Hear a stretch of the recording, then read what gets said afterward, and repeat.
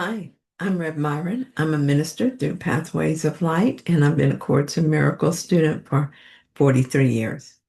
I'm going through the lessons again this year, asking Jesus to clarify for me, and then I write from that clarity. And that's what I'm sharing with you today. So let's get started. I'm looking at lesson 246. To love my Father is to love his Son. Let me not think that I can find the way to God if I have hatred in my heart. Let me not try to hurt God's Son and think that I can know his Father as myself or myself. Let me not fail to recognize myself and still believe that my awareness can contain my Father, or my mind conceive of all the love my Father has for me and all the love which I return to him.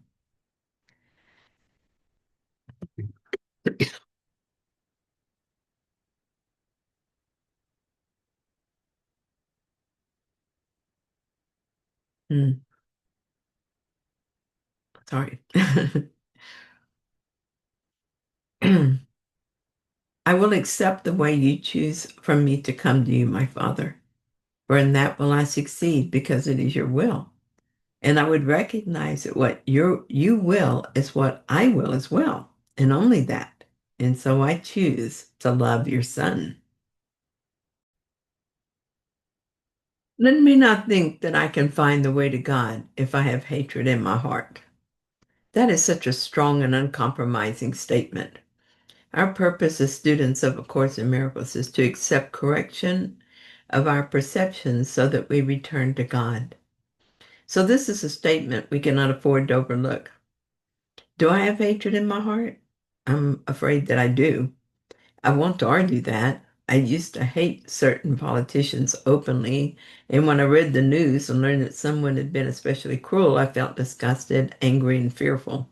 I hated that person, even if I didn't want to call it that. So much has changed this year. I not only stopped hating politicians, but began to love them, though not all of them. I stopped judging miscreants I read about in the news, though not all of them. And hate is such a strong word. I don't really hate anyone anymore, do I? Or do I? I looked up the synonyms for hate because Jesus has told us something about degrees.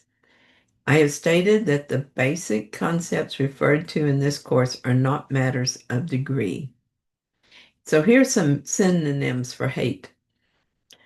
They include strong terms of aversion like detest, loathe, abhor, and abominate, as well as terms for less intense dislike, such as dislike, aversion, and antipathy.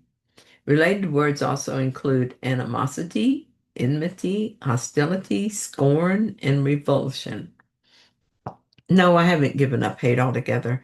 I've tamped down my hate so that it sounds, well, less harsh. It's more acceptable. I dislike him.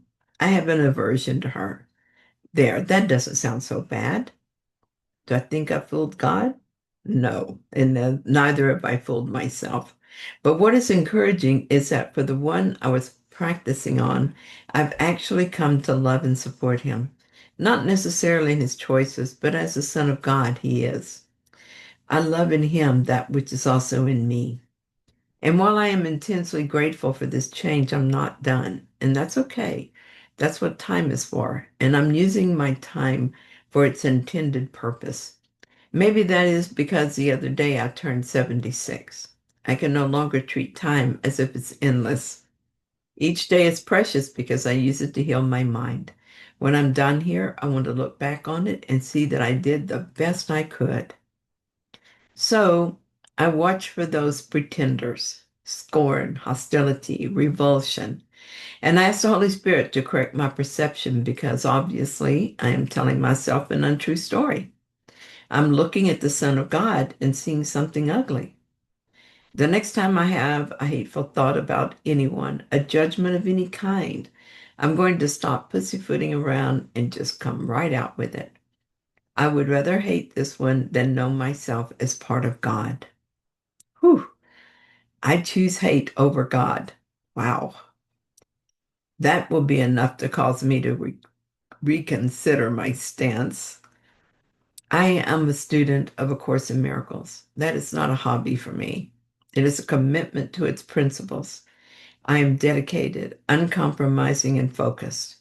Forgiveness is the refusal to compromise.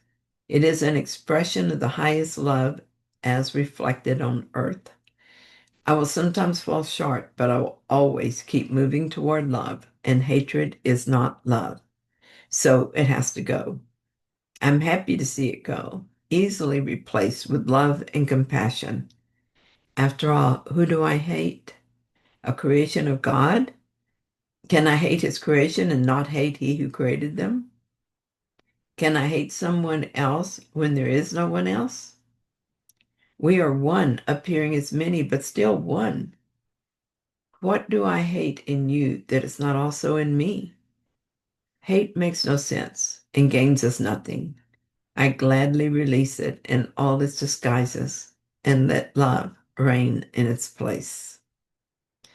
I hope that you found this helpful. If you did, then please like it. And if you haven't yet, please subscribe. And I'll be back soon with another reading. See you then.